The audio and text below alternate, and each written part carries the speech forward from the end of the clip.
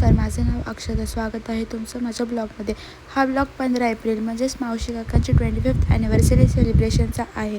मी दुपारीच मावशीच्या घरी गेले, मावशीला छान रेडी केलं आणि मग आम्ही संध्याकाळी वेणीवर गेलो. वेणीवर पोचल्यानंतर मावशी काकांची एंट्री झाली. सगळ्यांनी त्यांना शुभेच्छा दिल्या आणि त्यांच्याबद्दलच्या आपापल्या भावना व्यक्त केल्या आणि समर्थाच्या भावना समर्थाच्या मित्राने व्यक्त केल्या. व्यक्ती नाही तर ती एक भावना आहे.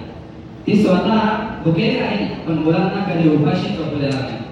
समर्थ सांगतो की आम्ही लहान असताना आईने आम्हाला कधीच तिचे दुःख दाखवले नाही, पण आज मोठे झाल्यावर कळतंय की ती प्रत्येक वेदना असंच सहन करत होती. आणि काका, समर्थसाठी तुम्ही एक वटवृक्ष आहात. काकांनी समर्थाला नेहमीच एक गोष्ट शिकवली की पैसा तर कोणीही कमवेल, पण माणसं कमावणं हीच खरी श्रीमंती आहे.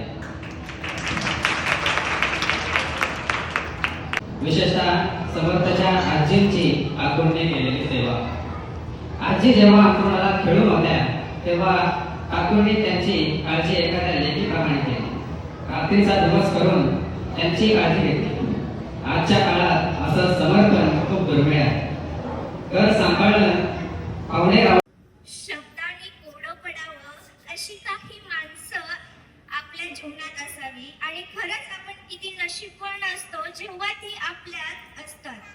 माझ्या आयुष्यात अशीच खूप सारी माणसं आहेत की ज्यामुळे मी स्वतःला खूप लकी समजते